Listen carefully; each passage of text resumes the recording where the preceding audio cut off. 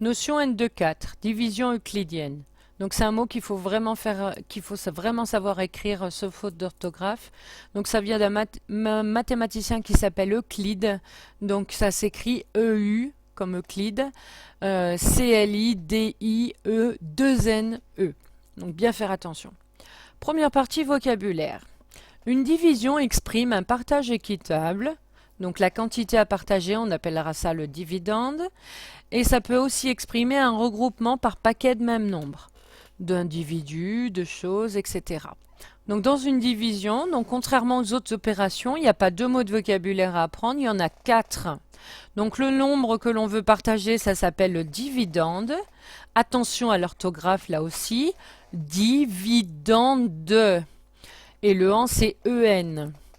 Ensuite, le nombre de parts qu'on veut faire s'appelle le diviseur. Ensuite, le résultat qu'on va obtenir quand on aura fait notre division, ça s'appelle un quotient. Donc le son que s'écrit QU, le son se s'écrit TI. Le en c'est EN et à la fin il y a un T muet, quotient. Ensuite, il peut arriver qu'il y ait un reste. Donc c'est un nombre entier et reste, il n'y a pas d'accent grave. Donc faire attention. Donc 4 mots de vocabulaire. Comme toute opération, une fois qu'on l'a posée, il faudra écrire le résultat en ligne. Et faire très attention, la division euclidienne, quand on l'écrit en ligne, il n'y a pas le symbole de la division. On a toujours l'égalité, dividende égale diviseur fois quotient plus le reste. Et à moins que le reste soit 0, c'est la seule écriture possible, donc ça s'apprend par cœur. Donc bien faire attention. Définition. Lorsque le dividende, le diviseur et le quotient sont des nombres entiers, on dit que l'on effectue une division euclidienne. Alors le dividende et le diviseur, ils seront forcément donnés, donc c'est facile à vérifier si ce sont des nombres entiers ou des nombres à virgule. Par contre, le quotient que l'on cherche, ça dépendra de l'exercice, ça dépendra du problème. Si ce quotient est obligatoirement un nombre entier, comme, je ne sais pas, un nombre de personnes, un nombre de petites voitures, un nombre en tout cas qui est forcément entier. Dans ce cas-là, le dividende, le diviseur et le quotient seront bien des nombres entiers, on parlera division euclidienne. Par contre, si le quotient que vous cherchez, malgré le fait que le dividende et le diviseur soient des nombres entiers, mais si le quotient qu'on cherche, ça peut être un nombre à virgule, du genre, je sais pas, la masse de cerises contenue dans un pot de confiture, ça peut être bien un nombre à virgule. Dans ce cas-là, si le quotient n'est pas entier, on ne parlera pas de division euclidienne, on parlera de division décimale, et ça on la verra quand on aura revu les nombres décimaux. Alors, on ne parle pas du reste dans la définition d'une division euclidienne parce que le reste, c'est forcément un nombre entier. Alors que le dividende, le diviseur et le quotient peuvent être des nombres à virgule. Remarque, donc dans une division euclidienne, le reste est toujours inférieur au diviseur. Donc par exemple, si vous faites une division euclidienne dont le diviseur est 7, je fais une division par 7. Si j'obtiens un reste égal à 8, c'est qu'on s'est forcément trompé. Je ne peux pas avoir un reste de 8 si le diviseur est 7. Ça veut dire que le quotient qu'on a choisi, il est trop petit. Et donc il faut recommencer. Deuxième remarque, le diviseur est toujours un nombre non nul. Ça veut dire différent de 0. Il faut savoir que la division par 0 n'existe pas. Donc si vous tapez sur votre calculatrice, par exemple 12 divisé par 0, votre calculatrice va vous donner et vous afficher erreur. D'accord? Donc faire attention, on n'a pas le droit de diviser par 0. Alors, deuxième partie, un exemple. Un fleuriste, donc c'est le marchand qui vend des fleurs, dispose de 700 fleurs qu'il désire répartir en bouquets de 15 fleurs chacun. Donc vous voyez que là, on fait bien une répartition en paquets de même nombre. Hein. Les bouquets ont 15 fleurs chacun.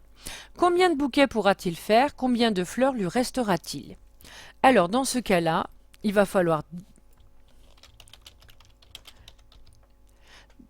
faut effectuer la division de 700 par 15. Le nombre de fleurs que l'on dispose est le dividende. 700. Ensuite, le nombre de fleurs par bouquet.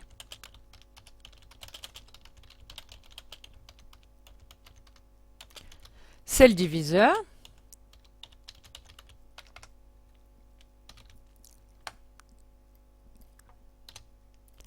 Donc on va diviser par 15. Maintenant, le quotient que l'on cherche.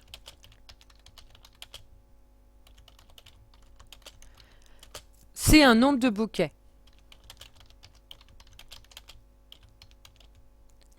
Donc c'est lui qui est le plus important. Et donc un nombre de bouquets, bah, c'est forcément un nombre entier. Je ne peux pas dire je vais faire 12,3 bouquets. C'est soit on en fait 12, soit on fait 13, mais on ne peut pas faire 12,3. Donc c'est obligatoirement un nombre entier.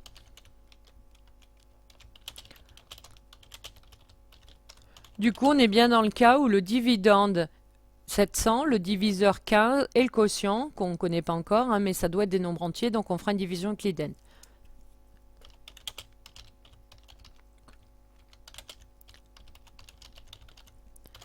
Alors, comment on la pose, cette division? Hop là. Alors, au niveau du vocabulaire, donc ça, on a dit que c'était le dividende. Ça sera le reste. Ça, c'est le diviseur. Et ça, c'est le quotient.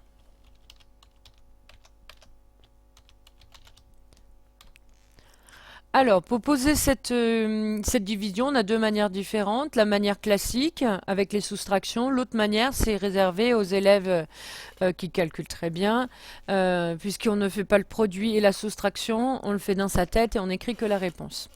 Alors, ici, mon dividende, on a dit que c'était 700. Alors, quand vous posez une division euclidienne, on n'a pas besoin de laisser d'espace entre le dividende et le trait de la division. On verra que pour faire une division décimale, il faudra laisser de l'espace. Ici, on peut plaquer le trait de la division au dividende. Et on dit dans 700 combien de fois 15? Alors comme on a des grands nombres, on prend les chiffres un par un. Dans 7 fois combien de fois 15? 0, c'est trop petit. Donc on va prendre deux chiffres. Donc pour cela, voilà, on fait un espèce de petit rond au-dessus, là, pour dire qu'on va prendre ces deux chiffres. Donc dans 70, combien de fois 15? Or, cette table-là, la table de 15, vous ne l'avez pas appris par cœur. Donc si vous voulez prendre un brouillon et réciter la table de 15, vous pouvez. Il vaut mieux utiliser un brouillon, réciter la table et faire notre division juste que d'écrire des bêtises. Alors, la table de 15, on y va. 15 fois 1, ça fait 15. Ensuite, 15 fois 2, ça fait 30.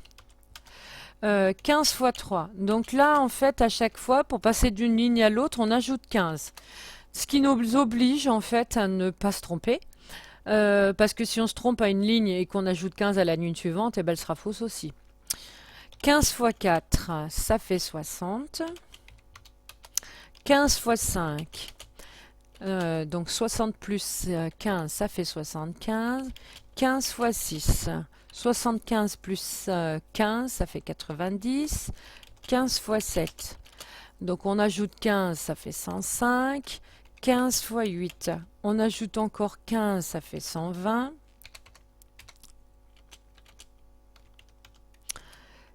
15 fois 8, j'ajoute 15, ça fait 135, fois 9 là.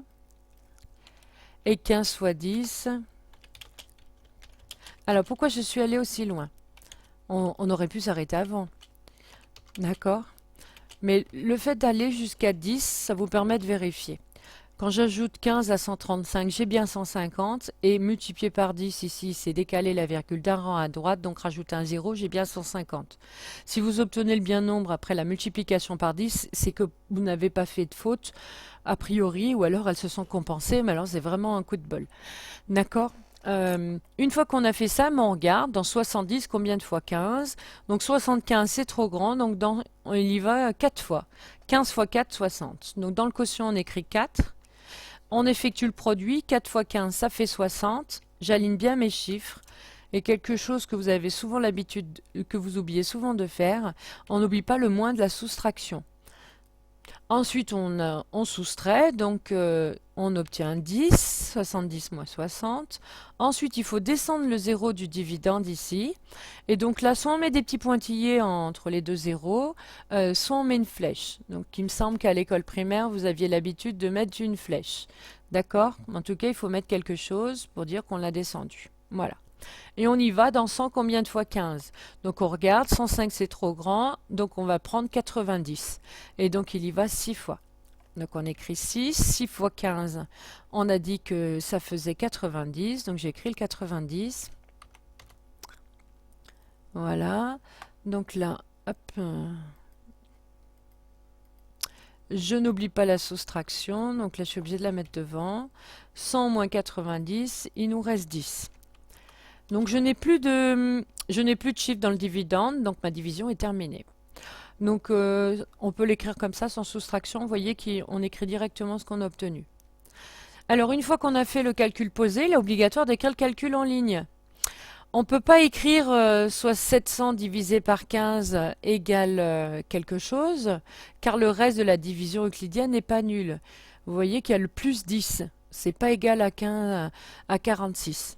Du coup, on doit écrire la division euclidienne en ligne avec la propriété qui a bien à prendre par cœur. Dividende égale diviseur fois quotient plus le reste. Donc dividende 700, diviseur 15, fois le quotient 46 plus le reste 10. Et j'encadre. Voilà. Ensuite, la phrase réponse. Alors, il va falloir essayer que quand vous faites une division euclidienne, d'essayer de faire une phrase réponse qui utilise les 4 nombres de votre division euclidienne. Donc le 700, le 15, le 46 et le 10, pour que vous rendiez bien compte du sens concret de chacun des nombres.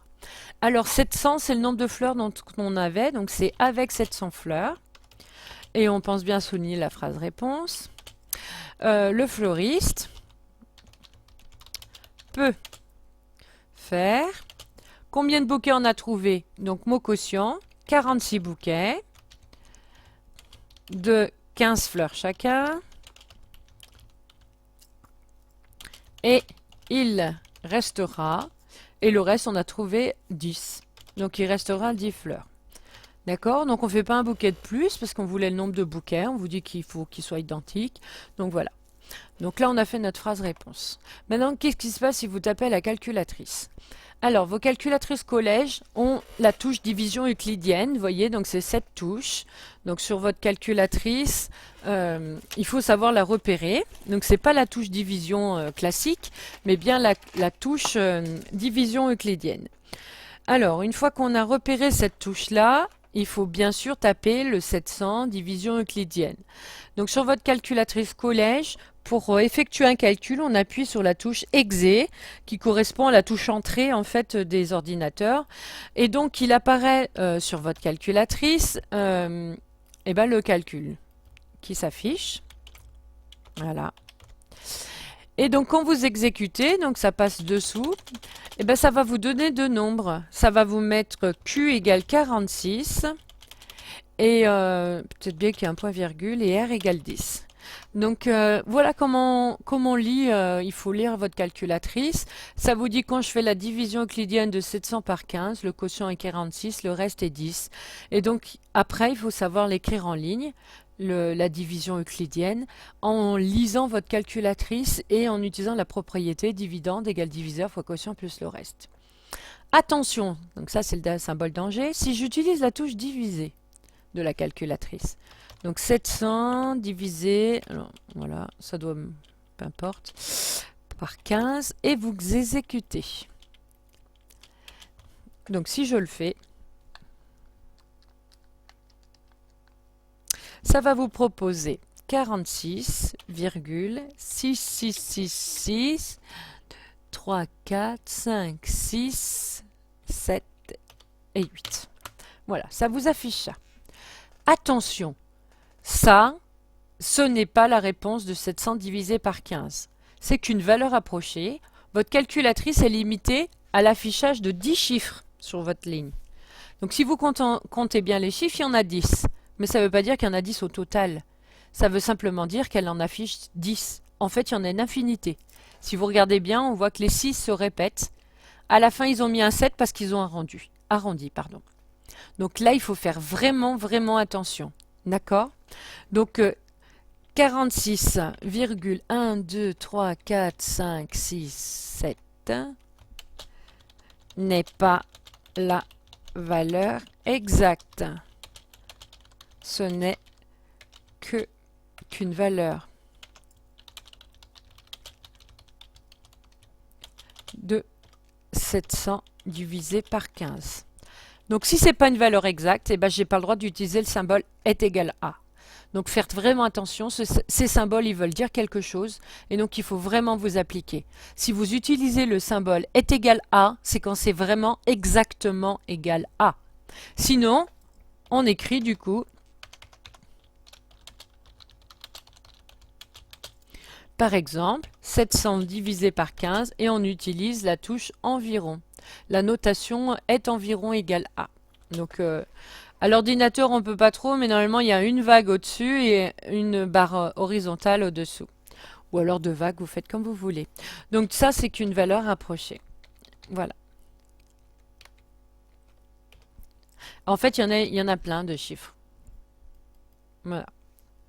Et on verra comment on peut arrondir autrement. Voilà, la notion est terminée.